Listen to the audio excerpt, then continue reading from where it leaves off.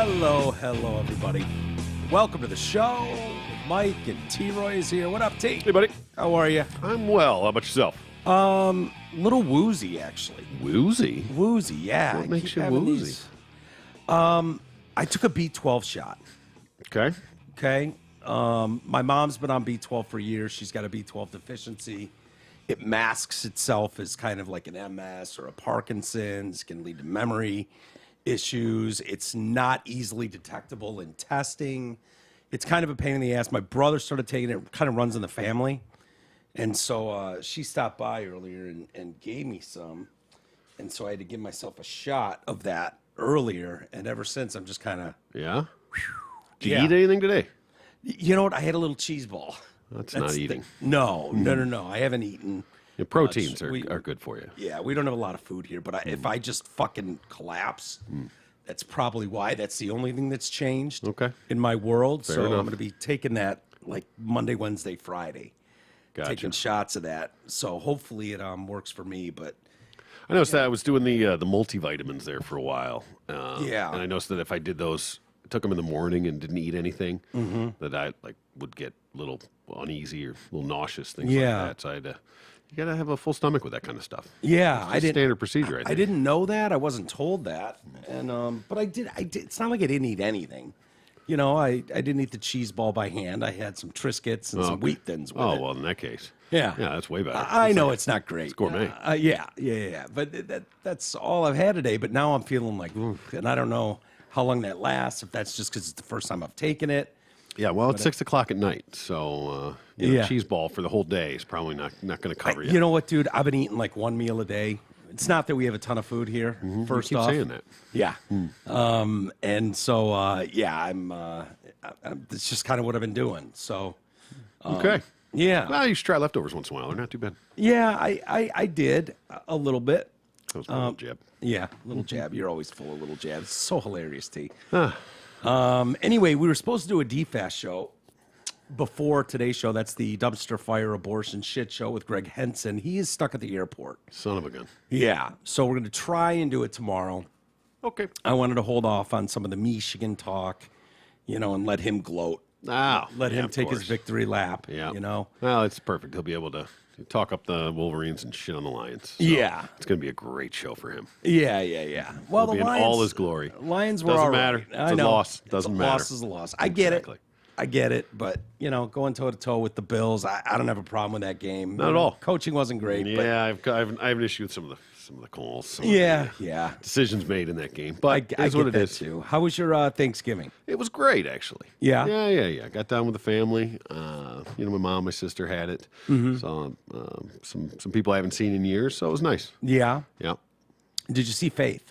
I did. Yeah. I did. And I really... Challenged her to a free throw contest? I did not. I didn't want any part of that. No, but I did really corner and stare into her soul when I asked her to make, if she made 97 of her 100. Yeah. And she did. Yeah. And she said there was a gym full of people when we did it. It was a thing. We all had to sit there and make our, because it was the whole team did them. So they were doing them one in each, every basket. Dude, if you stood me under the basket, I would not hit 97 of 100 layups. Yeah, just right under the basket. Right under the basket. Yeah, not like having to run up and put it in a layup. No, just standing there. Just standing there. Just kissing off the glass. If I went 50 out of 100, I'd be thrilled. Yeah, I could probably do 70 or 80. I mean, free throws, I'd be worse than Shaq.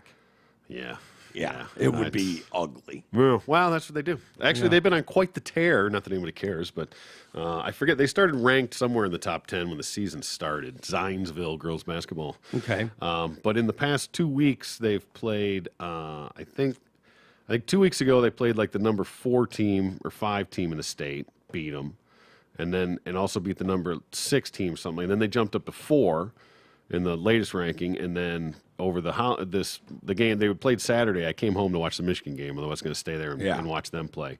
But they smoked the number 2 team in the state by 12. Yeah, sounds like they should be number 1 in the state. 55-43. Wow, they beat the number 2, so they should probably jump up to 2 or 3. I don't know how these other teams are, but it sounds like that number 1 team's pretty solid. But go girls. Yeah, they're killing it. Good for them. Yeah, good for them. It's fun anytime you've got I don't care what level it is, but a sports team to root for. Yeah. It just the world's just a better place. I watched it a little bit. It streams on YouTube, so I was watching Does it? Yeah, I was Yeah. watching it on my phone. And you see her a lot out there running point. Yeah, she's starting pointing guard. Yeah, good for her. Yeah. That's great. Just say hi to your sister for me. I did, absolutely. All right. Does she still hate me?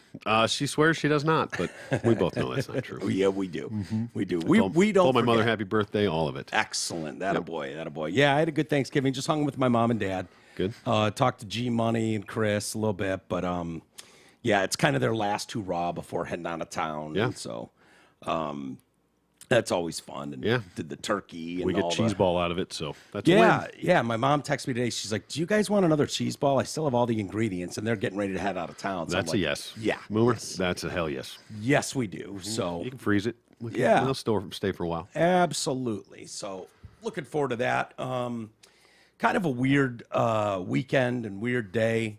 I always struggle with how to even discuss tough topics and tough yeah. issues. We found out over the weekend that Ash Mathis passed away. Yeah, man. Who, for those that don't know, Ash lived in Greenville, North Carolina, and was just like all in on TDC from day one. Like when you talk about OGs, there's OG. there's a handful of people out there that have been with us from day one, and it's just heartbreaking. And I don't want to give too many details, but it's one of those things where it's I don't know, it's really hard to discuss. It's Never easy, for sure. yeah, it sounds like it's self-inflicted. I don't know what else to say. And I've been down this road multiple times with dear friends, and the same thing happens every time where everybody goes, "Oh my God, I wish I would have seen something. I wish I would have known. I wish." And good luck with that, because I've been asking myself those questions for years. Whether Bobby was a dear friend, he was best friends with Tooch and I.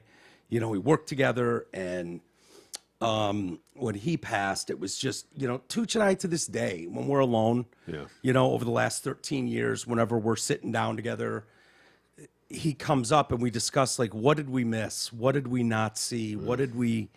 How did we not see this? As close as we were, as much as we hung out. You're talking about, in golf season, we'd golf 4 days a week together. We'd eat out together, the three of us, 4 nights a week. It was just constant. And to not have answers to those questions years and years later is very troubling. It's very hard. Yeah. I understand it. A lot of people think of situations like this as very selfish. I do not think of it that way. I think of it as very desperate. Like when someone's to that point, for whatever reason, it's just it's a last ditch, desperate thing that people keep bottled up. They don't talk much about it. And, when it comes to that point, there's just, people have, in their mind, run out of options, whether it's not feeling comfortable talking to anybody or, I don't know, man. Well, it comes in a lot of different ways. I mean, everybody has their own issues. Everybody has their own struggles. And mental health is a very complicated thing. Yeah. Depression, anxiety, all the factors that play into it. Yeah. And it's when you talk about signs, it's not easy because No. you never know when the day is the day. Yeah. You can have a string of 10 days in a row and then a bad day. It's not always Right. It's not always just a series of bad days. And people, Which is a lot a of great point, Troy, because I saw Bobby the day he passed away. I saw Ash at multiple TDC events, and she was the sweetest, warmest, nicest, couldn't be friendlier, didn't appear like she could be any happier. I've got multiple pictures with her. She lived in North Carolina and she was at multiple events. Sure. Super fan. Yeah. Great girl. I have DMs with her where, for a while there, and I'll call Eric here in a minute, but he somehow got hooked up with her cousin Okay. at one point, and then it was one of those where she was a traveling nurse, successful, the whole works, and Eric let her pay for dinner. and then took like money for a ticket. They were supposed to go to something and took like $80 from her. And it was just like, Oh boy. you fucking moron. And so Ash and I were in a set, it was DMs, but texting back and forth. Like, I hope we weren't too hard on Eric. I hope your cousin's cool, this and that. And she was just such a sweet, sweet person and sweet girl. I don't know if it was appropriate or not, but I reached out to her husband over the weekend. Yeah.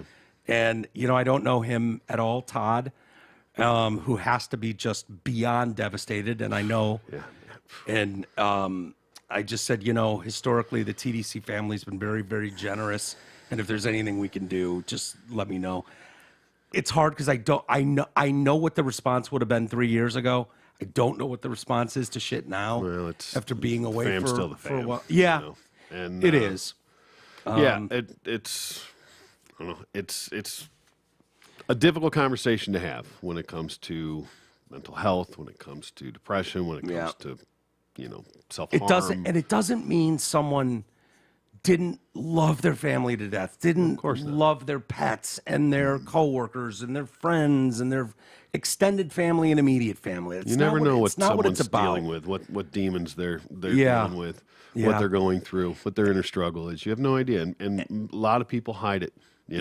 Hide it really, really well. Put on a happy face. No one better than Bobby. Yeah. Nobody on earth better than Bobby. Yeah. And everyone that makes deals it with really, it on some really level. difficult. To go into Bob's house and find a little yellow sticky note that just said "I'm sorry." And that was it. Yeah. And I found that note, and it's so final and so absolute and so hard.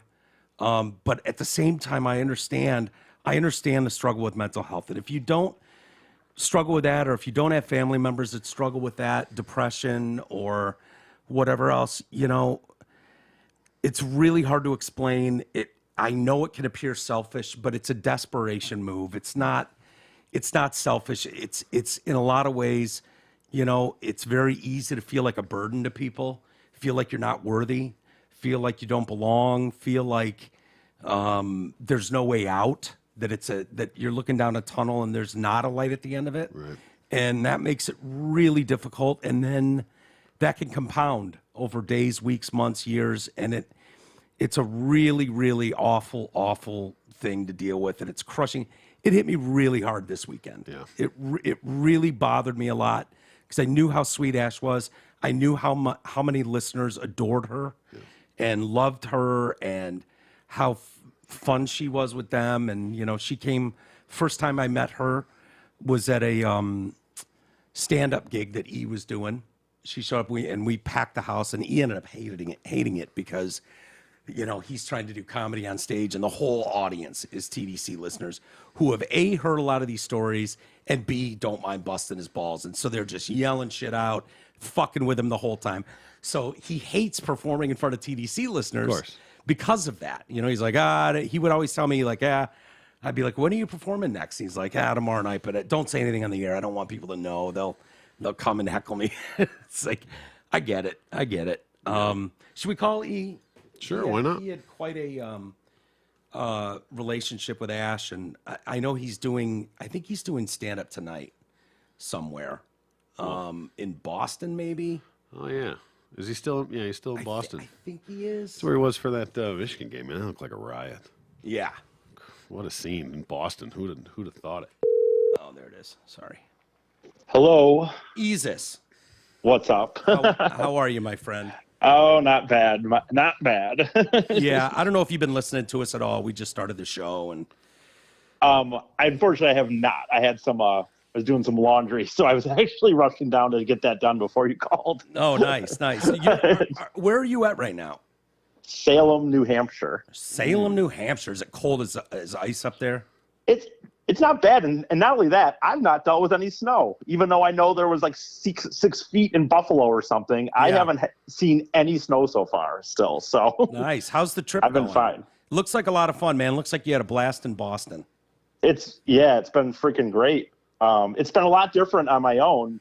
I'll say, like, with not having anybody there, two things. One, I have a lot of time because I wake up so early. Yeah. And without other people like around you in the room to kind of maybe create shenanigans or something, it's just me a lot of times up at like fucking 6 a.m. and I do shit by 10. Yeah. And then I'm just sitting there going, what am I going to do for 5 hours now or something? Oh, and that's tough. During the pandemic, when I went from Arizona to California, I had to stay in a hotel for 2 weeks. It ended up just being 10 days, but holy shit, man. Being stuck by yourself, it's like I had Legos to do, and I had my iPad, I had my laptop so I could watch stuff, I could log into my Netflix and all that stuff. It was just boring as hell, man. Well, the thing is, for one, I will say too, it's like I'm not just like not necessarily in your situation, but I'm not on a vacation.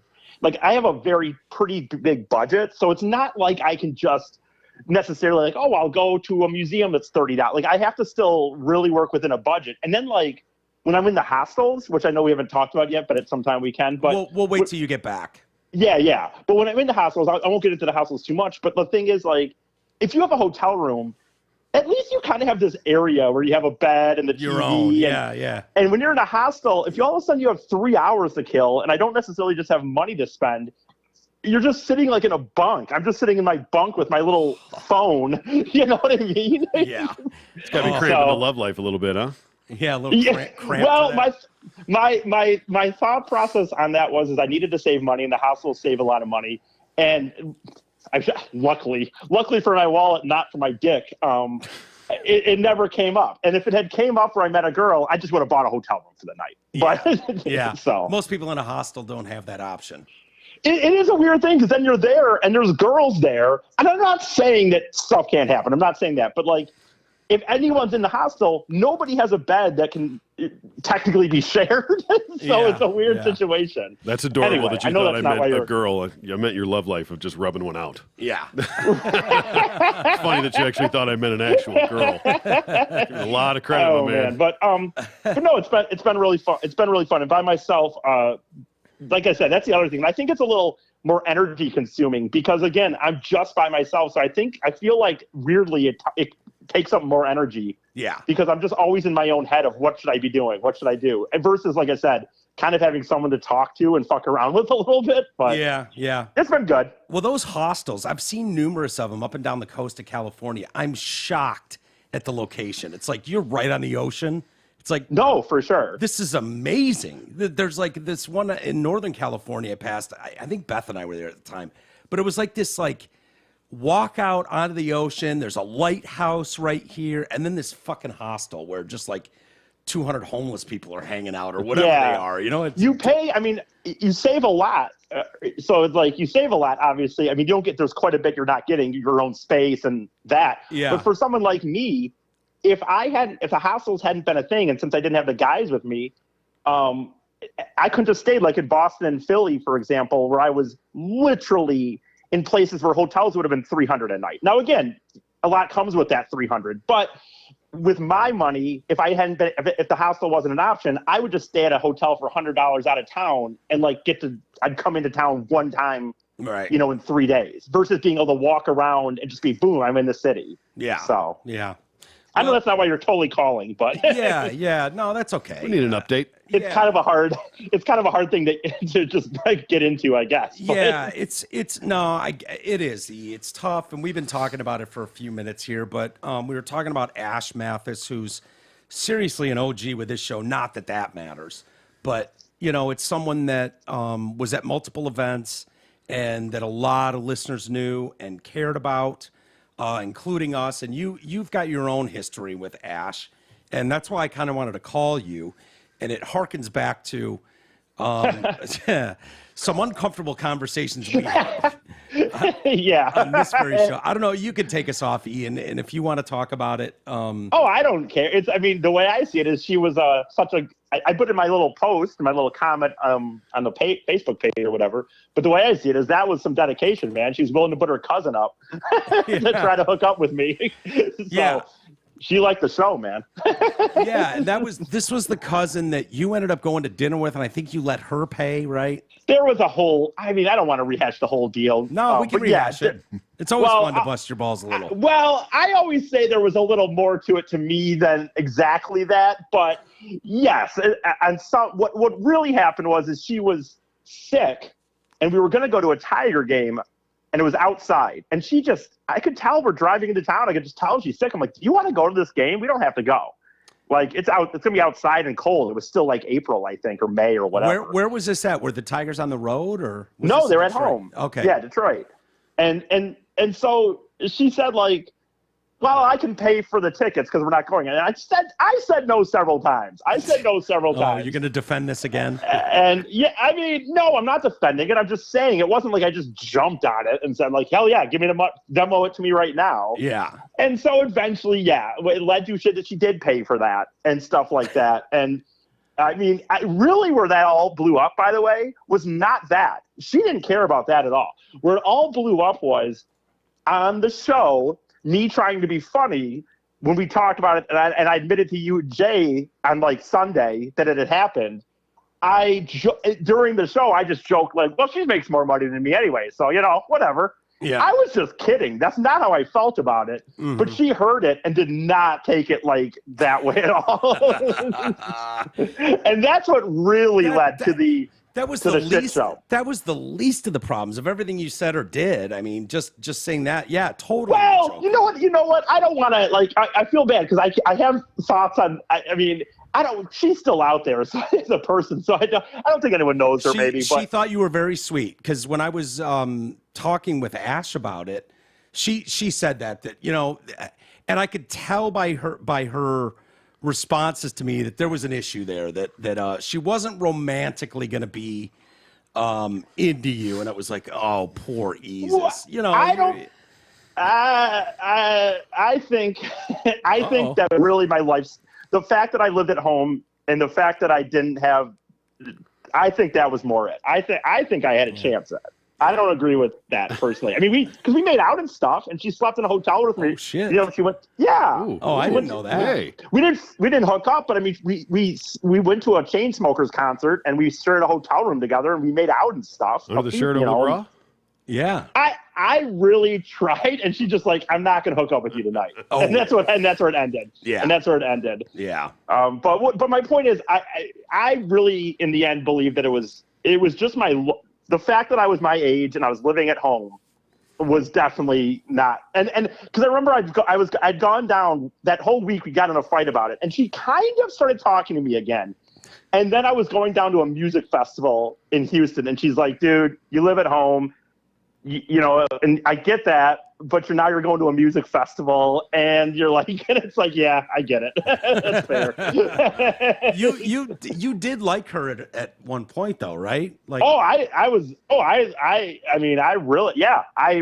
it took me a while for sure. Like, yeah. Because for me in my life with girls, it's very, very rarely reciprocated.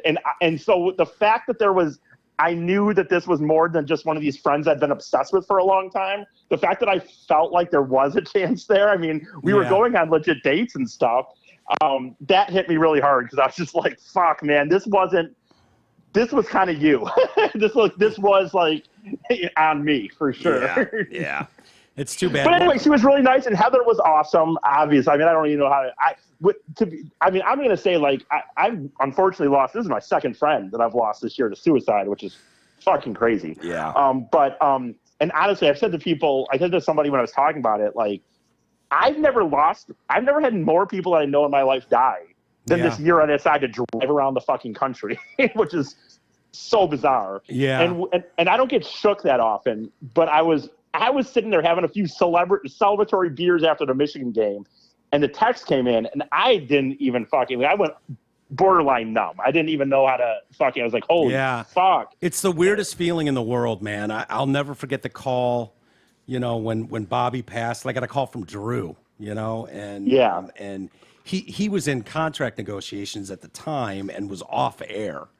Okay. And so they kind of cut negotiations and were like, look, man, we've got to deal with something that's literally unfolding right now with one of our employees here, and we cannot deal with your contract negotiations today. Yeah. And he begged them to tell him what they were talking about. And they were like, we can't say anything. The family doesn't even know, and blah, blah, blah. And he's like, just tell me, I won't say anything. And of course, he hung up the phone with them and called me directly. And, informed me. And it was like that feeling you're describing of absolute numbness. Like, what the fuck? And then Deuce, they told Deuce at work, Bobby had gotten him a job there in sales. And he came into my house. I mean, he was crying when he pulled up in the driveway and just fucking ran in the house. They had told him, upper management had told Deuce about Bobby, and it was just like, holy shit. Everything just stops. Everything else seems so trivial. Everything seems, you know what I mean? Sure. I mean, 10 minutes before that, I was sitting here. The bar experience I had was the best I've, like, just fucking crazy bar, loud, everything I'd want in that experience. Yeah.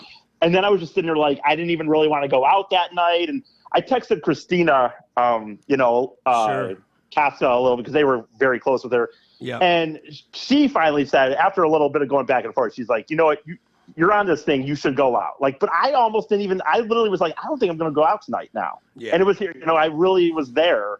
Yeah. And after a little bit, she kind of said, you should do it. And I took that. I thought that seemed fair, but I didn't necessarily want to. And I didn't necessarily think I was going to after I got that text. So, yeah, it's very tough. And nobody knows how to react. Nobody knows what to say or how to say it. And, it's just everybody reacts differently. Yeah, exactly. And, it's I don't know.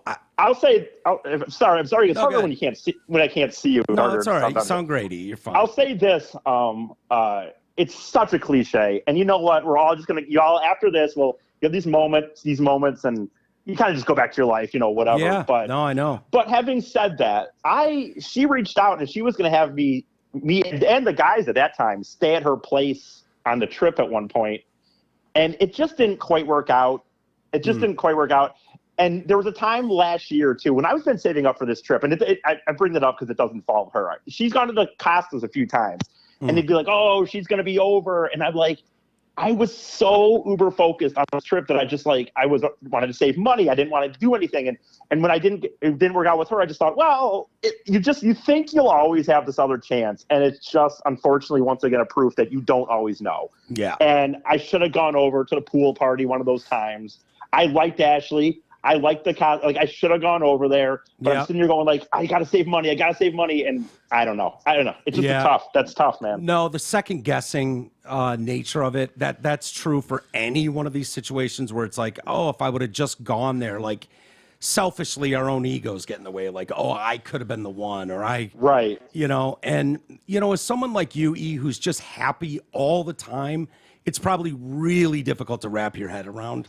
Yeah. Just like getting to that desperation point. Cause I was telling T earlier, I don't consider it a selfish act, because nobody wants to hurt their family and closest loved ones.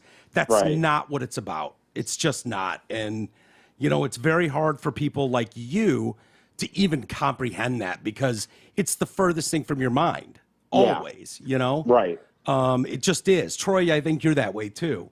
It would be the last. I've had my moments, but But if everyone's had depression. I'm sure everyone's had down moments. I can't speak for T-Roy, but I don't know how because he's had some more serious. Like, I think again he has like family and kids. Like, I think I kind of avoid some of that by not having like a wife ever at some point. You know what I mean? Then he's serious romantic stuff probably kind of helps me in that way in reality. So. But you're right. I can't even fathom it. I would never judge. I don't tend to, you're right. I don't know what her deal was. I don't judge anything, but I can't fathom it at all. I just can't. And it's whatever it is. I almost feel bad saying that in a way, because I think that there's people out there that I feel bad that they do feel such a level unfortunately, of that. I can totally understand it. I'm sure. I mean, and to be honest with you, I've met lots of listeners over the years, which may be why it hits so close to home. I've had listeners reach out that are in the depths of, holy shit, going off the deep end, and they might be total strangers in some sense, but they're not. They feel like they know you a lot because of the show and the stories you tell. And so to them, I always felt really bad, like, fuck, man. Part of you thinks like, wasn't there someone closer to you that you could reach out to other than me, who Right. as a voice through the speakers?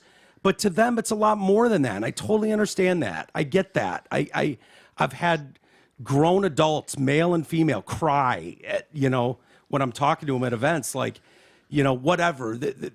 This story on the show, hit me when I needed it the most. You guys busting E's balls about something made me laugh so hard that it took away what I was feeling that day. Like, there's so many Well, you know what's stories weird? like that. Yeah.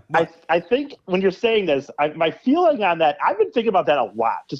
Again, I'm not trying to by any means turn this into my thing, but doing this thing obviously gets me in these thought processes a lot, because I've had some amazing support from the TDC people to be on there for that long, and then do a thing like this and have so many of them. You know it more than anybody how hard it is. They can love you on one thing, but to follow you to another platform is not always an easy or a guarantee by any means. No. And you know what I mean? Yeah. I mean, so my point is to you is like when for them is, I think that it's a weird thing. I think the trade-off is like for someone like me, you talk about, I may not be depressed. I may not have issues like that ever go that dark, but there's something in me that needs and wants that attention so badly. And so I get that from them, and in return, and you do too, or whatever, people that do stuff like this, I think you get that from them, because that's what I need. For sure. I know I need it, in a lot of ways. I get that from them. And so when you say like, oh, they reach out to someone, they just know me, I think that that's the return, kind of the equal yin and yang or whatever. I probably said that wrong. But does that make any sense? Yin and yang would make more sense. But used properly, yes. It does make sense. It's because I need what they give me. I know it. I need it. I need that attention. Yeah. But then through that, they kind of can, get that. It kind of comes back for them too. So yeah, no doubt about it. But it's especially painful on a selfish level when you know that someone got so much out of a dumb little show. You know what I mean? And you go, God, I wish I knew something. I wish I knew more. I wish I could have spoken to that person when they needed it the most, or, and I get it. I get it more than most. And I know there are plenty of listeners out there. I've met plenty of them, and there's plenty I haven't met that are in the same boat, that are struggling hard. And it's very hard. It's hard to talk about with anybody. It makes you feel weak. It makes you feel like you failed on some level, and it's just very difficult. So it's easy to hide that, to squirrel that away, compartmentalize it, whatever. And then I don't know what takes someone from being able to compartmentalize one moment and get to the next day versus I've been pushed over the edge and there's no coming back. I don't know. I haven't reached that moment myself. But obviously, multiple friends of mine have that are very, very good people, very loving people, very generous people, very caring people, and would never, under any circumstances, want to hurt anyone close to them. And to me, it doesn't speak of selfishness at all. It speaks to the desperation, and it's very sad. I know you were close with Ash. I know the Costas were very close with Ash.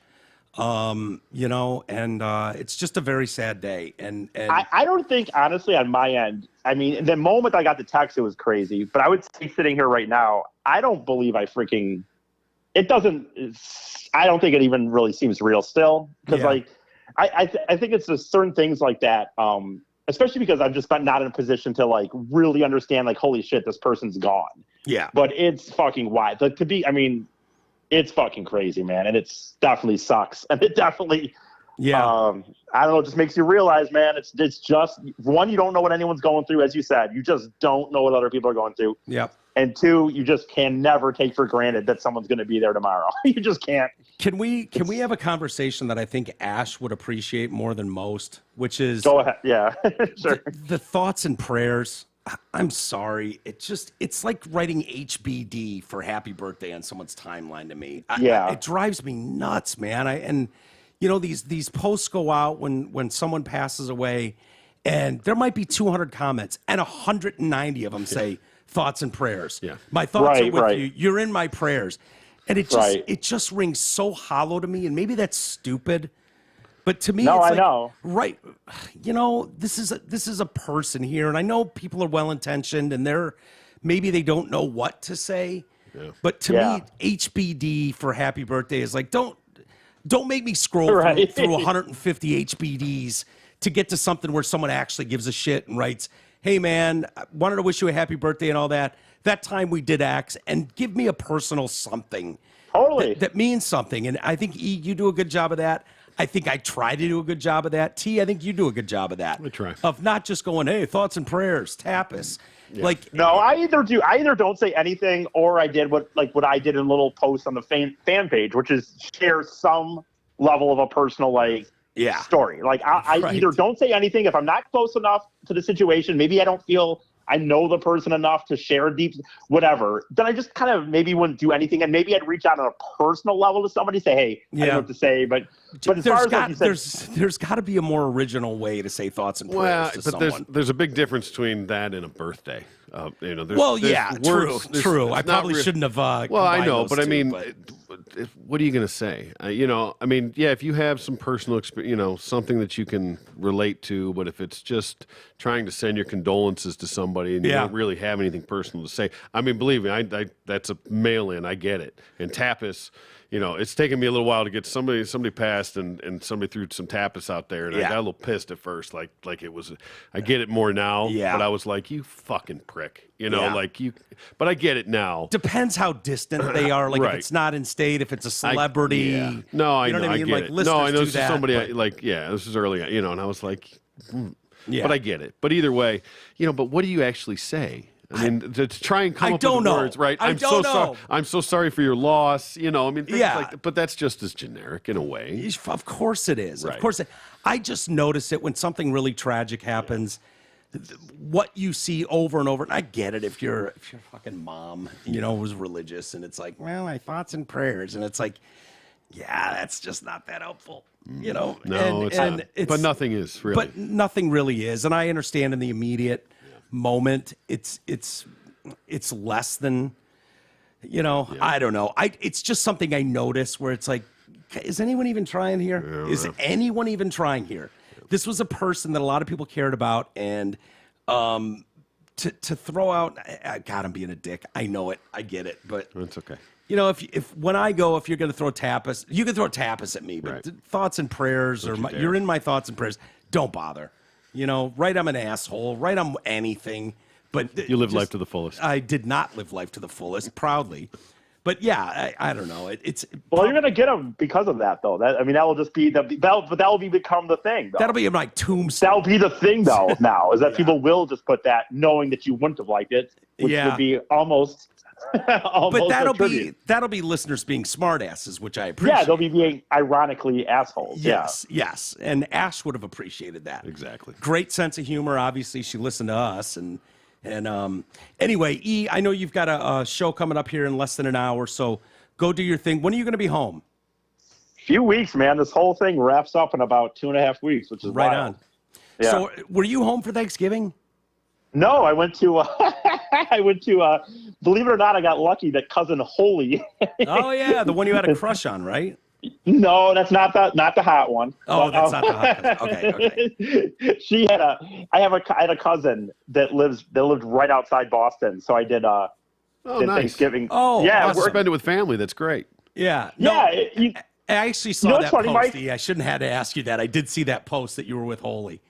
You know what's funny, though? I should tell you the only funny thing I talked with Amy about this, but I had one thing I've always in my life thought about, and that was like the idea of like, if you're in a big city, there'll be bars open. If you're in Milford, Michigan, everything's shut down on Thanksgiving. But if you're in a big city, there'll be bars open. Sure. And I wanted to go because the family was nice meal, blah, blah, blah. They let me stay at their house, drink a little bit instead of having to go back to the hospital for the night. But before that, my plan was to go out Thanksgiving night in Boston and think, like, if you find a girl that's out on Thanksgiving drinking, like, bam, she's got to be depressed. Easy pickings. Yeah. Well, and that cut. Go ahead. That cut it out. All I'll say is I literally couldn't decide for the longest time on if I wanted to go with the family and do a nice good meal, like I said, a really good situation, or did I want to try to go to some bar at midnight in Boston, hoping there'd be some girl down on her emotional feelings? Then you would have had to go get a $300 hotel room. So right. It would have been worth it for him to take advantage of some young, lonely, depressed woman. Yeah. I know, it's so obnoxious. Money well spent. Well, so obnoxious. You inadvertently brought up a topic that applies very much so in this season, and that's the holidays. And the holidays, while joyful and wonderful for most people, can be extremely taxing and depressing on everybody, on a lot of people too. Yeah. You know, when you don't have much money, it's really hard to rally behind fucking Black Friday sales or, Christmas shopping on every level and deciding. Right. It's a very depressing time for a lot of people. I don't know and it doesn't necessarily have to be about money either. For some reason, the holidays. It could be family. It can be, a lot of issues that. There's a lot. Yeah. I guess just, it's funny. I've never had I've never had any I've certainly never had any relationships around the holidays. I know that bugs people. I think it's just become my standard protocol, so I don't fucking know the difference. Yeah. But I've had a family, you know what I mean, I guess. So I guess if you didn't have family and you didn't have a relationship, man, I guess it'd be rough because everything you watch, every commercial you see is the family around the tree or whatever. Yeah. No doubt. And that's all you see is families and Christmas presents and opening presents and all that kind of stuff. You see it a ton. And I know I've had family members that never got married, and my Uncle Ron, or my dad's Uncle Ron, I'm sorry. He was my great uncle. Yeah, grandfather's brother. And he never got married, and he liked going and fucking with lesbians. He was in San Francisco. So he would go hang out at the lesbian bar, the gay bar, and he would make fun of lesbians, or at least that's the story he told. Maybe he was there for a totally different. I don't know, Ron. I'm starting to have my questions, but he was. Yeah. Just going to the gay bar, just make fun of the people. Just go in there to make fun of lesbians. You know me, crazy Uncle Ron. What a crazy prank. Sometimes they have those straight wingmen with them, wing women with them. Yeah, that's not a bad idea. You'd be the only. Well, by the way, there's always the stories that you can go to these lesbian bars and hit on them, right? Because they like it, or not lesbians, gay bars hit on the girls or something, I guess, or I don't know, whatever. No, they don't like that. I think they like to be left alone. Like that's an environment. That's why they're going to the gay bar. Right. Yeah, right. Straight girls going to the gay bar because they know the guys aren't going to fucking hit on them like crazy. Yeah.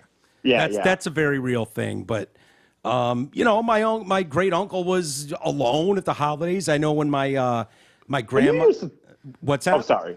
You used to talk about the stories about getting like McDonald's or something on Thanksgiving or Christmas or some shit. Or my grandpa, because my family at the time was living in Michigan. They've splintered off since then. But when we were younger, my grandma died, and my grandfather's alone now, and he would do TV dinners. Yeah. You know what I mean? And he was fine. He was fine with that. My dad would be fine with that. My dad doesn't struggle with any of those things. I don't think my grandfather did either. But for a lot of people, that would be very, very troubling, Yeah. I imagine that's my future. When I look ahead, that's the fear is like, fuck, I'm going to end up in a home somewhere being abused by nurses, smacking me around and shit when I shit my pants, which I inevitably will do. But you're human. What's that? Yeah. I just said you're human. We all start shitting our pants at some point. Yeah, so. Some of us earlier than others, but yeah, I know what you mean. But you're true. That's my fear is being alone and like, holy shit, okay, it was funny when I was 30 or 20.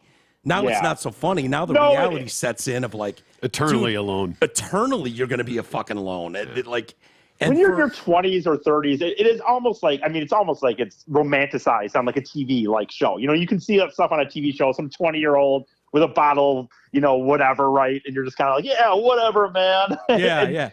It always seems like, well, that'll happen eventually, or it'll, tomorrow's another day, whatever. I don't need to worry about it today. But when I take it's coming. When I take accounting of my existence, it's like, yeah, dude, unless some fucking chick just shows up at your door and rings the doorbell, like, you want to be the one?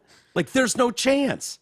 I don't leave the house. Where the fuck am I going to meet someone? It's true. Yeah, it's a shit show. It's a mess. And so, that gets very depressing for around the holidays and all that kind of stuff. And, I've never even contemplated, the funny, I know it's a joke, but I've never even contemplated the idea that I wouldn't be spending them alone. So maybe I'm just not even Yeah. I'm not trying to say that to be like whatever, but I don't even like, I think it's so out of my thought process. Yeah. that Yeah. it's like, if something happens, I'll be just, oh, wow, what a blessing. Yeah, you've made peace. You've made peace with it, like I've made peace with the fact that I'm never going to be a Super Bowl MVP, kind of thing. It's like, yeah, it is what it is. I'm not still holding out hope. Like, well, maybe if things bounce the right way, maybe I can be a Super Bowl champion and win the MVP. No, it's like you with being alone. You made peace with that many, many decades ago. I did. Yeah. It's good for you. It's still, good for you. It always comes, I will say it always comes up a little. That's where I get the most quote unquote depressed I ever get is, I will say, is like when I'm in like a place like Boston and I go out on a Saturday night or something. And it's like, you think to your mind, like, I'm in a big city, man. Saturday night, you know what I mean? Like, let's go out there. And I bar hopped till about 2 a.m. Nice. and I have fun with it. I do. But I will say those are the small. I do get it. To any extent of depression I get, and I don't even think it's depression. I think it's just probably loneliness. I suppose maybe mild depression. But that's the most I get. Where it's just like if you fucking took my, if I had no desire to get laid. Like for some, like, fucking did some surgery on me and I didn't fucking have those feelings whatsoever. I think I'd literally walk through life on fucking clouds and rainbows or whatever. Yeah. But like, but that little sense of me that of course wants to get laid or meet a girl, that is where it will. It's the fall of man. Like, when I'm walking home on a Saturday night, and you think to yourself, I'm on this trip. I've done this year-long trip. I haven't been laid once. That gets to me a little bit here and there. But if you ever get, I don't know. If do you what ever, you do. If you ever get, I don't think I've ever talked about this, but if you get put on the right meds, that'll take care of you. Like I've been honest with addiction, mental health, through the years. I've probably talked with you more about it than listeners are aware of. But they've put me on medication that literally changed my life as far as like really pretty serious depression issues and thoughts that lead to very, very dark places. But see, I think hold on, E, shut up. Let me finish my fucking point. Okay. So they've put me on meds, but they completely take away any desire for anything else. Like sex drive, or like going out and meeting people, like that's gone. So you're left with this weird choice of, do I want to wake up each morning and not want to shoot myself in the face, or do I want to chase pussy? Like those are the options I'm left with, and I found that, well, waking up and not wanting to eat lead seems better to me than like the occasional, like, yeah, let's go out and fucking crush it at the bars. Right. And so, but it's led to, I've had, opportunities with girls over the last couple of years. And it's like, I'm sorry, sweetheart. I don't know what to tell you. I have no interest in fucking closing this or going any further. I'm sorry.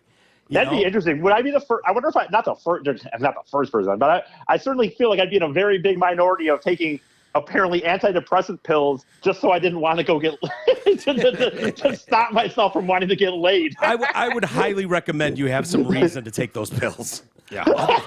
Other than just wanting to shut off a fucking overactive sex. No, and you know what happens really is like, really, I just feel bad that night. I go back to my little bed and I kind of feel a little bad. And then the next day I get up and I fucking go bike riding or some shit. I don't really care anymore. Yeah. But I care that little bit at night when it's like, man, God damn it. The Achilles heel. Yeah. What's up? What do you say? That's the Achilles heel, man. Yeah. No, it's the only thing I've said. And you know what's funny? It's to the point where I say to myself, I have to tell myself regularly, like, and I get it. You guys were both a lot better with it. I'm not good at this, so I get it. It's just not. It's just not in me. It's just not. It's harder for me. I'm much more insecure about it. And so the only point is I say, like, I have to tell myself, it's like, you have to try to like schedule your day though. Not around that, because believe it or not, I schedule most of my night plans around what would lead to that happening, even though it never happens. That's what they're all planned around. Yeah. So, and I have to tell myself sometimes, dude. The problem is like, just what do I say to myself? Just have fun. Well, I've been doing that. Yeah. So like so it's a weird little line of like, don't try to just fucking go nail some chick. But on the same hand, if I don't do that, that's what I've been doing. So you know what's funny about that, E? I can promise you for Troy and for me, I don't think I've ever gone out with the sole intent of like, I'm gonna find some pussy and bring it home tonight. Yeah. Like, it happened all the time. Yeah. It was easy. But it was never the intent. Like, it wasn't like, let's go crush it it was like, let's go have a good time with our boys, and then we'll see where the night goes. And it was like, inevitably, it's like, oh, Troy found his. I guess I found mine. See, if that happened, that happened to me, I wouldn't be like, I really would be. And I don't need a lot, man. My fucking God, once on this trip would have been enough for me to say, okay, I did it. You know what I mean? Yeah. But and I've done those nights too, where I don't care. But like, I so overthink. Like the other night, do you care? Do you want me to stop? I can tell the story later. You're fine. Go ahead. The other night, for example, the Saturday night that we're talking about, where we find this terrible news, but I talk to some people and I decide, I think the right thing is to go out. You're on this trip. You're near the end here. You're in a big city. And so the problem was that football game fucking ended at like 5 o'clock, or something like, or 4 o'clock. I drank a little bit, and now it's 4 o'clock. I've been up since 9 a.m. and it's almost hard to stop drinking at that point. You either got to keep going the rest of the night, or you stop, right? And it's like, but I didn't want to go for 6 more hours until 2 a.m, just to try to hope that some girl at the end of the night call desperation. Right. And so I sat there for like 30 minutes trying to decide, am I going to go out to dinner? Am I going to do this? I'm going to do that. And I'm only telling you this because it's like, it led to this whole thing of like, okay, I'll take a shower and then I'll go out to dinner. And then after dinner, I was like, why don't I lay down for 3 hours? That'll be 10 o'clock. Then you could go at 10 o'clock, and by then people are drunk. And by then it's like, fuck me, man.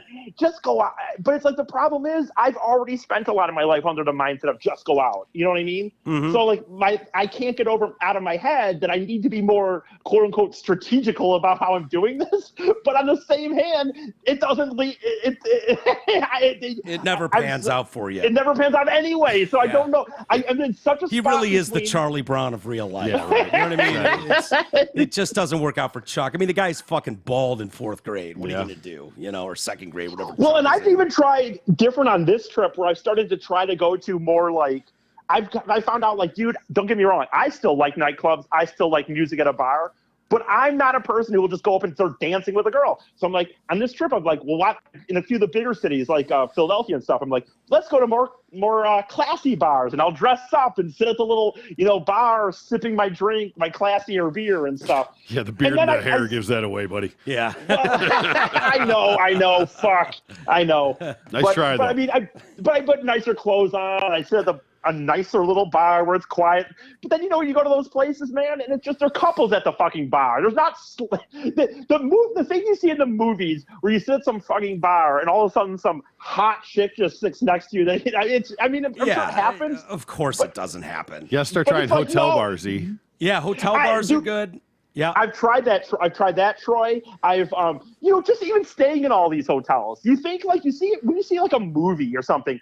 If someone's living at a hotel for 2-3 days, eventually somehow the handsome dude just knows all the employees, and they, we're all going off to Jamie's bar this night, and then you know what I mean. And that just, in my experience, none of that happens. No, that's why it's a movie. It's a fucking dream. It's not Pretty Woman. Real.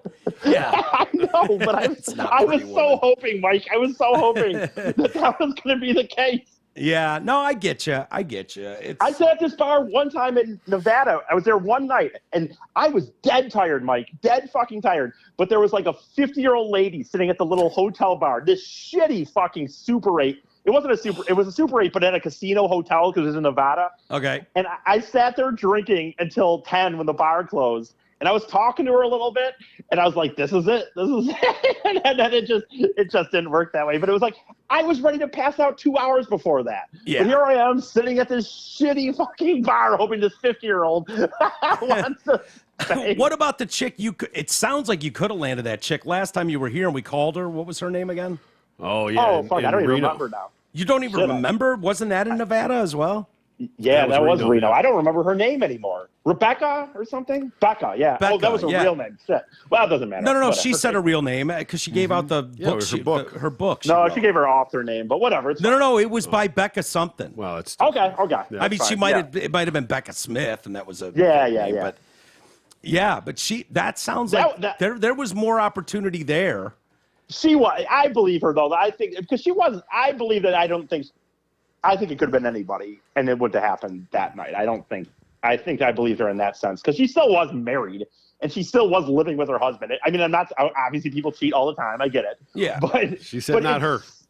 but it didn't seem like I believe her in that setting. That I don't think it would have mattered. Which, whatever. But Yeah. Anyway, I've probably taken too much of your time with somebody. You have. Way It's too your much. fault. Way too much time, Isis. Isis, have you used the sneak into the hotels for the breakfast move yet? Oh well, now that I'm not with the guys, and because I'm not with the guys, and I leave earlier, like what I'll do a lot of times. Yeah. So the point is, yeah, and so and the reasoning I do it now, and we did it on the previous trip, but the problem would be is like I like to do this intermediate fasting where I don't eat till later, and when I was with the guys, also they don't wake up at 6 a.m. like a nut job I do and stuff. So what I do now is if I'm leaving the hotel that day, that morning. I'll leave at fucking 6, and I'm not going to say the brand, I guess, but all the hotels have different times on when they stop breakfast. But a certain hotel is 10 a.m. Monday through Saturday, and so what I'll do is I'll leave at like 7 in the morning and look about 2.5 hours out and see where the closest hotel is. Are we talking about a La Quinta? Is this a La Quinta? No, it's a little nicer than that actually. But There you go. okay. Yeah, see, you're probably an expert on who's got the good So is breakfast. it a Marriott? I mean, I don't. Who gives a shit? Why say what the yeah, name is? who cares? Who are you protecting? Yeah, me? Hampton Inns do it. Okay, there you Hampton go. Inns, there you go. Hampton Inn. Everybody out there, Oh, go to the boy. Hampton Or Inn till 10 10. a.m. Free breakfast till 10 a.m. Monday through Friday, man. Do they have? I did No, have- you said Monday through Saturday. Or Monday through Saturday, and I did. Although I They don't did do have breakfast one- on Sunday? What the hell?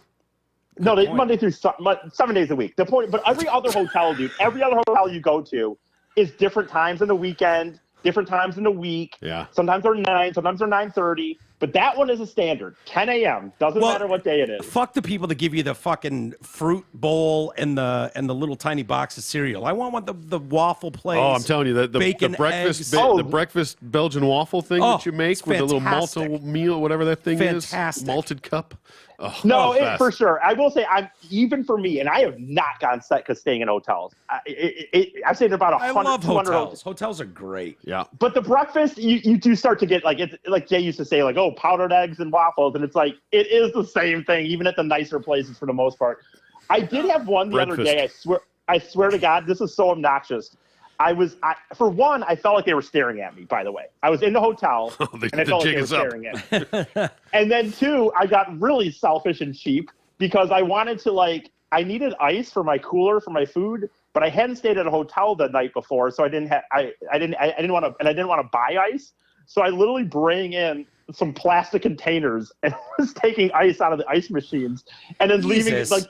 You're making this so much harder on yourself. Just go to there's at least 4 entrances on the building. Yeah. First So of all, you don't go in the front door. You got to come in the can't back go door. in. Yes. Wear your All the- slides and all your the- jammy pants. All you got to do, because they're going to be locked from the outside without a key, but all you got to do is wait for any asshole to walk out and just not say, hold the necessarily. door, hold the door. Not necessarily, depending on the time.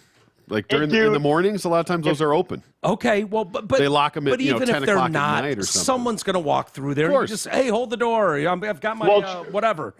And two then you things I'll bring your say. shit in. Then no one's going to question if you come from the middle of the hotel into the breakfast area or to fill up your ice trays or whatever. Who cares? Or you No walk in the Well, front here's door, two go things. past it, go take a lap around the hotel for a little bit, like you went to your room, and then come back like out. a pro. Of course. That is what I do, for There you one, go. by the way. Attaboy. Okay. Well done. All right. No, two things. One, Troy, maybe some of them don't lock them all the time now, but everyone I've encountered in this day and age, and the places that I go have been locked in the morning. Okay. And to get to Mike's question, the problem is I'm usually cutting the time close. So I'm getting there 9:30, breakfast ends at 10. And so Well, that's you timing. You give Yeah, yourself more. you could- They yeah. start I at don't want to 6. get there earlier. I don't want to get there earlier. Why? Because I don't want to eat that early. I'm trying to eat. I already wish I was eating at 11. Take it Oh to my go. Now God. I'm eating at 9:45. 9:30 is not fasting, E. That's not intermittent fasting. You eat at 9:30 in the morning. That's when most people eat. I know, but I eat more like around 11. But the point is though, when you get to these places in the middle of the week like that, you cannot be promised that someone's going to be walking out that door. It could be 15 minutes that someone might walk out that door. Well, Troy's got the idea. Go in the front door, act like you've That's what I been do. there. Ghost them at the front desk, act like you've Yep, been there. right. Act like you're on your phone. Yeah, honey, I'll be right up to the room. Give them the nod like you're Give supposed a to nod, be there. wave. Yep. Yeah, That honey, is what I do. I'm I'm go on my in. way up to the room, honey. I'll be right there. Just keep the kids quiet. you Any know? packages for me, Bob? No? Okay. Okay. but that is what I do. I go in. I usually go up the elevator to like the second floor. Then I walk down the end of the hall and walk down. We're just watching you on camera, going, "The fuck is this guy doing? This clown again, doing the elevator, Right? fucking." Because you do look trick. like a homeless person walking in there, so they're going to raise some red flags. Yeah. I look certainly at this point. I think is a big part of it too, for sure. So. Yeah. Anyway. All right, Isis. Well, I don't know if we did Ash any justice here today, but I think so. But I appreciate. Honestly, it sucks. Sucks, man. She was an awesome person, an awesome listener, very supportive. I can't believe it. Great person. It's a bummer, man. Just a reminder to everybody that you never know what someone else is going through. We just never do. Tomorrow's never promised. No, and have sympathy for people out there that are struggling with it. Yeah. I know that's not easy. You know, it's not easy. It's not easy for people to deal with. It's not easy for people to comprehend. But you know, again, not to sound like a broken record, but it speaks to the desperation involved. And you know, I wouldn't wish that on anybody for their mental health. And because it's got to come to a very, very, very dark place for it to end like that. And I feel terrible for Ash's husband, Todd. Like I said, I reached out to him and let him know if there's anything we can do as a TDC family. We'd be honored. You know, it's the least we can do. And obviously he's got much more pressing things on his mind right now with family and loved ones. And I completely understand that, but he knows that we're here. I think Christina is going to help facilitate a little bit of that, which I appreciate. She's very good at that. She's helped over the years with stuff like that. So with that, why don't we, you know, I can't wait to see you in a few weeks, buddy. Have fun on the last few legs of your trip here. All right. And congrats on becoming an uncle, all that. I don't know if I've talked to you since then. That's another thing we'll have to talk about at some point, but fucking crazy. I don't think that's the same thing with this, not to put them in the same category, but it's the same thing where I've seen the pictures. She's freaking adorable. I can't. What's her name? What's your niece's name? Kaylee. Kaylee. Is she single now or? Kaylee? Asking for a friend. Yeah. Yeah. She got 18 years, I guess. But yeah, that's right. Fuck, I forgot. She was just born like a day ago. But I already said it in the text, and people know as cliche gets. My sister sent me the picture, and I was just like, Jesus Christ, she's cute. Yeah, she's very cute. Fucking cute. She's very cute. She's adorable. Yeah. But it doesn't seem. It won't seem real until I think like really holding her. That's going to be wild. Don't drop her. Yeah. Yeah. Nah, easy. You'll be fine. You'll be fine. And have a great rest of the trip. We'll see you when you get back. Right. Okay, buddy. Thanks for picking up the phone. I appreciate it. Oh, no problem. Thank you. See ya. Okay, pal. Bye. Oh, there was Isis. Yeah, no doubt. Yeah.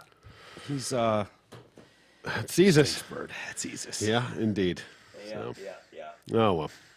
Like hopefully it leads to conversations that help people going forward. Yeah. I did want to mention feel free to email me, Welch's at DetroitCast. I do answer those as much as I can, or at least read them on the show. And if you've got private ones, I don't need to read them on the show. I will honor that. Just say that up front. Yeah. No, but I mean it. I know. I'm just let them know that this is not for air. Yeah. Let us know it's not for air. And then we'll decide. And don't be that bullshit one where it's like not for air, and then you just give us a compliment or something. Because that's getting read. It's still up to our own discretion. Exactly. But like I said, I've met too many to count people that have struggled with this, have gone through this, and I personally know a lot about it and what it feels like. And so I don't know, you just hate to see anybody get to that place where they feel like they don't have anywhere else to turn. I wish to God Ash would have reached out to me. I would have talked to her for hours. Yeah, if nothing else, it makes you realize how much pain that person was in. Yeah. And you feel for that. Yeah. For them, for their soul, for their family. All that. Absolutely. Mm-hmm. Absolutely. I don't know how to turn this around. Well, I'm going to pay some bills, unfortunately. Yeah, we are well overdue, and I'm going to be that asshole because I have breaking news. Yeah. Starting today and going through November 30th, Zott Ford, Zott Toyota, and all 3 Zott Chrysler Jeep Dodge Ram locations have launched their annual Black Friday sales event. With every purchase or lease of a new or pre-loved vehicle, in addition to killer deals, you're going to receive a flat screen TV, a free oil change and tire rotation package, and a future professional vehicle detail. Man, that's a good deal. Plus, you can save an additional $1,000 off all pre-loved cars, trucks, and SUVs, as well as no payments for 90 days and financing as low as 1.9% on lots of new rides. Also, if you're looking for a souped-up golf cart, you can save an additional $500 at Zot's Carts on M59 in Highland. Surf Zot's sexy inventory and extraordinary Black Friday savings at dealsinthed.com and tell them TDC sent you. Please do. Yeah. Please tell them TDC sent you. And insurance. We all yeah. need it, and most of us don't know what kind of coverage we have or who even provides it. Let fellow TDC listener Brent Wasik from Wasik Insurance Services change all that. Brent has over 30 years in the business and offers all types of insurance coverage. Auto, home, health, life, business, commercial, and more. So call Brent Wasik at 734-455-1900 and get a free no-obligation quote today. Again, that's 734-455-1900 and ask for Brent Wasik at Wasik Insurance. What's the third read you have today? Oh, Party Pub. Party Pub? Okay. Yeah. Hey, this portion of the show is sponsored to you by The Party Pub. If you want to impress everyone at your grad party, wedding reception, poker night, MMA viewing party, or for any other You will reason, impress them, too. You will. With Yeah. The Party Pub, it's a badass deal. It's a Yeah. massive inflatable pub that can be set up wherever you choose. They also have all the best party games, beanbag toss, badminton, giant inflatable screens, axe throwing, which is tits, and much more. Call Jeff L. Hefe at 586-524-6701 or visit thepartypubrentals.com and take your event to the next level. Do you mind if I mention another sponsor? Oh, sure. Well, Janet Davis Cleaners. I could have done that one today if you had told me. Yeah, well, it was. I'm flexible like that. I could have I understand. easily pivoted. That's okay. But they dropped off some bags for us today to put filthy clothing in. Well, yours is filthy. My stuff's clean. Yeah. Well, to have whatever we need done, dry cleaning or just laundry, Yeah. and stuff folded, which we're really looking for. We've been talking about it behind the scenes. I want to try it and Yeah. see how it is. I'm sure it's going to be amazing. I literally have had a pile of button-down shirts, dress boy. shirts. You worried about your buttons? No. Okay. They have an intact button guarantee. I'm not worried at all, in the Okay. least. Very good. No. But that I have not done dry cleaning since I've moved in here, Okay. which is 4 years plus, whatever it's been. Right. So that pile has just been slowly growing and growing and growing. You can have my bag this week And so, to get all that taken care of. no, it's okay. It'll still fit in a bag, probably. Well, they came by and I saw their the Janet Davis van pull up and I was like, oh, cool. Well, Cece can't read. No? She doesn't know no. what it says. And so I understand. I'm starting to understand what she's saying from time to time when she fucking explodes. She like, the cleaners are here? The cleaners are here? No, she was like, D, someone's coming to rob us and rapes us, maybe even murder us. She was screaming it at like blood, like levels I've never seen. Just blah, blah, blah. It's just screaming, we're going to be raped and robbed. We're going to be raped and robbed. And she saved the day because I don't know what the intentions were. I'm assuming they were not nefarious. Let's hope. I'm assuming Janet Davis Cleaners were not coming over to rob, rape, and possibly murder They us. seem reputable. Yeah, that's what I would think. But she doesn't. She's a fucking dog. For all we She know, doesn't know any better. that van was stolen Yeah. and being Great used point. for nefarious. You have no Didn't idea. even think about that. Possible. Those bags could have been put over your head. Yeah. That's what Cece saw. She Better was safe just than like, sorry. she sees some guy whistling while he works. As he's strolling up the fucking pathway with bags. She's like, no way, they're going to put those bags on our heads. That's to put all the stuff They're going in to when rob they and rob rapes. you. Yeah. They're here to rob and rapes. And I was like, calm down. Thank you, first off. You must protect this house. You did. You did very, very good. Look at her giving me the stinks eye over there. Like, oh, you're telling the rapes and rob story? Yep. Yeah, she saved her day. So, I think their intentions were clear and they were not going to be. There you go. Yeah, She's really protecting this house. Well, now. Oh, there you go. so Spread let me 'em, show you my whore. gash. Spread 'em, whore. Everybody check out my gash. Checks it out. Look at that pig's There you belly. go. That's what we do. If you're watching us on YouTube, you can see You that. can see the dog. T, I'll be honest with you. I don't really feel like diving into hilarity right now. Yeah, there's not a lot. I got to be honest with you. We Yeah. would usually do another 15, 20 minutes, but Yeah. I just kind of feel like wrapping it up right now.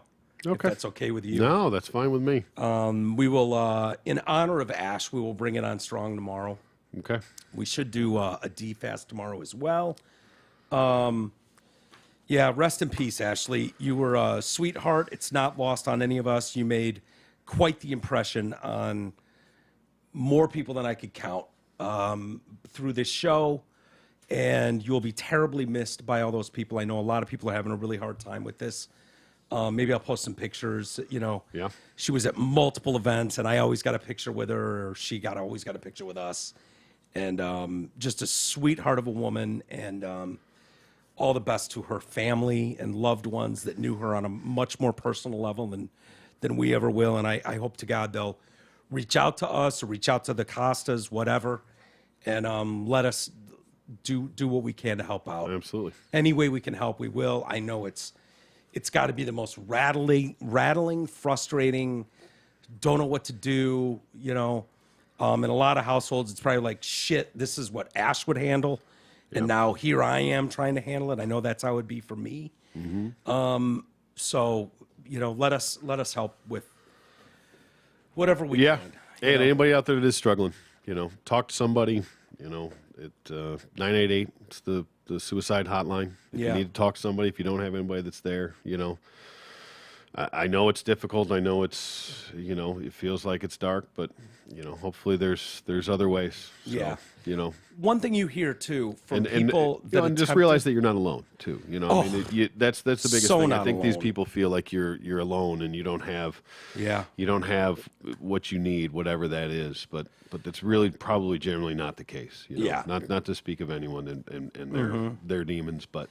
And I'll tell you this, which is known that people that attempt suicide and are not successful, almost always say that they're glad they weren't successful. Yeah. And, there are brighter days ahead, and they, are grateful for that second chance. Mm-hmm. Unfortunately, most do not get that. Yeah. But if you're out there, just know that by their accounts, people that actually went to that place have spoken of, damn, it sucks that I did this, that I went this far. I'm glad it didn't succeed, though, and I found out how many people really care and are there and will be there. Sometimes it takes something like that to find that out, but the reality is that those people were there. And people don't see the signs. People are busy in their own lives, but that doesn't mean they don't care. That doesn't mean they're not there. It doesn't mean that realize people will drop everything. To help someone.